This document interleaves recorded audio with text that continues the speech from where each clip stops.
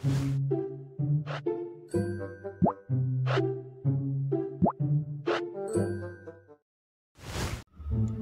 teman-teman, kita setiap harinya pasti melakukan aktivitas rutin. Salah satunya yaitu makan.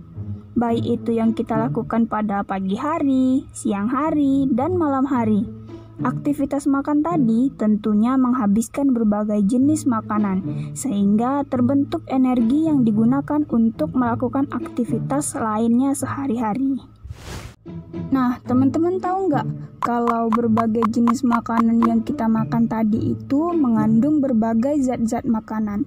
Teman-teman udah tahu belum? Apa aja nih zat makanannya? Untuk mengetahuinya, teman-teman ikuti terus ya penjelasan di video ini karena kita akan belajar tentang zat-zat makanan yang diperlukan oleh tubuh kita.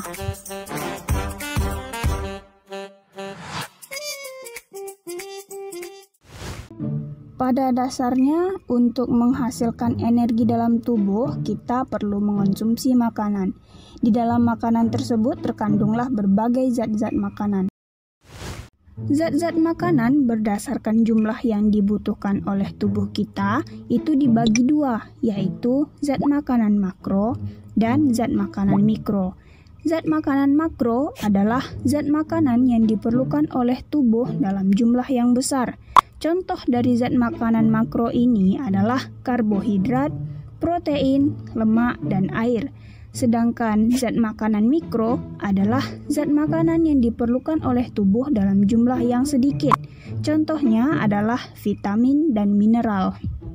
Oleh karena itu, zat-zat makanan yang diperlukan oleh tubuh kita adalah karbohidrat, protein, lemak, vitamin, mineral, dan air. Semua zat makanan tersebut memiliki perannya masing-masing dalam tubuh kita. Maka itu, yuk mari kita bahas sama-sama. Zat makanan pertama yaitu karbohidrat. Kalau kakak sendiri nih dengar kata karbohidrat, kakak terbayang nasi, roti, ubi, kentang, dan masih banyak lagi yang lainnya yang mengandung karbohidrat. Nah, teman-teman jadi lapar nggak nih? Oh iya, karbohidrat itu merupakan senyawa organik yang tersusun dari unsur karbon, hidrogen, dan oksigen. Jadi, fungsi karbohidrat bagi tubuh kita antara lain sebagai bahan baku proses respirasi sel. Jenis karbohidrat yang dibutuhkan oleh tubuh kita yaitu monosakarida. Sedangkan jenis gula seperti disakarida dan polisakarida ini akan diuraikan menjadi monosakarida. Selanjutnya adalah penyusun beberapa bagian sel seperti dinding sel. Jenis karbohidrat penyusun dinding sel ini adalah selulosa. Nah, selulosa ini termasuk jenis gula polisakarida. Kemudian, komponen penyusun DNA dan RNA pada sel. Jenis karbohidrat penyusun DNA dan RNA ini adalah gula pentosa pada deoksiribosa dan ribosa. Zat makanan selanjutnya adalah lemak. Nah, lemak merupakan senyawa organik yang tersusun atas karbon, hidrogen, dan oksigen. Menurut teman-teman, apa ya yang terbayang jika mendengar kata-kata lemak? Ya, minyak, lemak yang biasa dijumpai pada daging hewan. Tahu nggak teman-teman? Lemak itu dibagi menjadi dua, yaitu lemak hewani dan lemak nabati. Kalau lemak hewani, ini lemak yang biasa didapatkan dari hewan, sedangkan lemak nabati ini dapat kita jumpai pada tumbuhan yang disajikan dalam bentuk minyak. Nah, fungsi lemak ini dalam tubuh kita adalah sebagai penyusun beberapa bagian di dalam sel, seperti membran sel. Jenis lemak yang terdapat pada membran sel ini adalah fosfolipid. Nah, berikutnya adalah protein. Bentuk sederhana dari protein ini adalah asam amino. Jadi, asam amino lah sebagai penyusun protein. Asam amino ini tersusun dari unsur karbon, hidrogen, oksigen, dan nitrogen. Protein yang biasa dibutuhkan bagi tubuh kita ini dapat dijumpai dalam bahan makanan baik itu nabati dan hewani. Protein yang berasal dari tumbuhan itu disebut dengan protein nabati, yang contohnya seperti tahu dan kacang-kacangan. Sedangkan protein yang berasal dari hewan disebut protein hewani, yang biasa dapat kita jumpai pada ikan dan telur. Nah, fungsi protein pada tubuh kita antara lain sebagai penyusun struktur sel tubuh kita.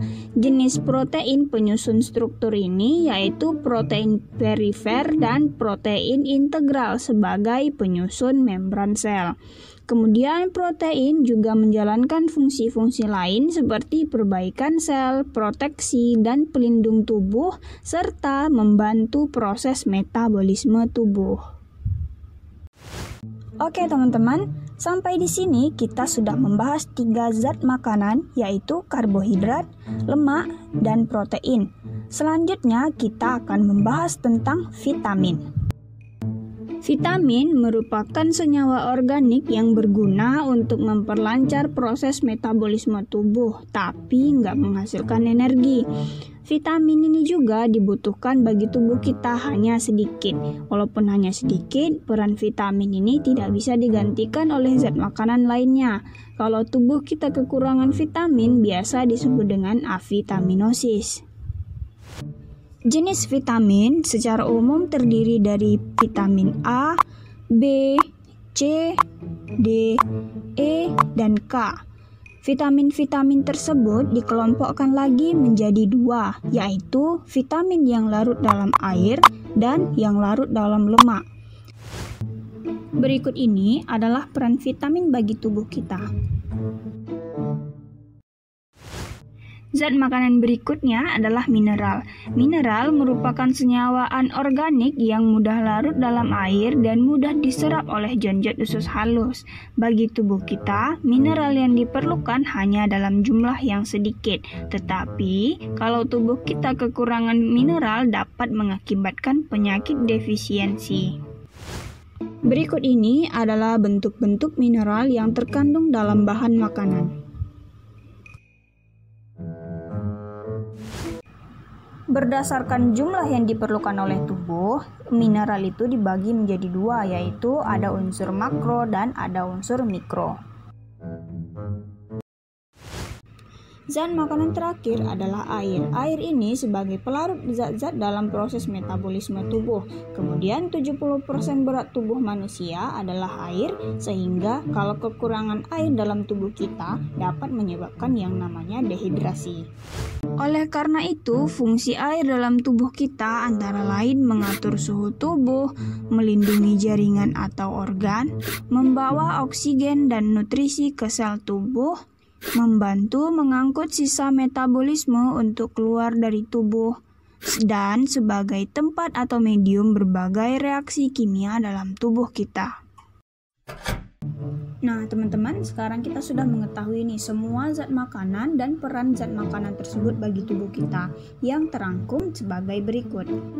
Karbohidrat sebagai sumber energi tubuh, lemak sebagai sumber energi cadangan bagi tubuh, protein untuk pertumbuhan dan pembentukan jaringan pada organ tubuh, vitamin yang membantu sistem metabolisme tubuh, mineral mengatur keseimbangan asam basa dan proses metabolisme tubuh, dan air mengatur suhu tubuh serta medium reaksi kimia metabolisme.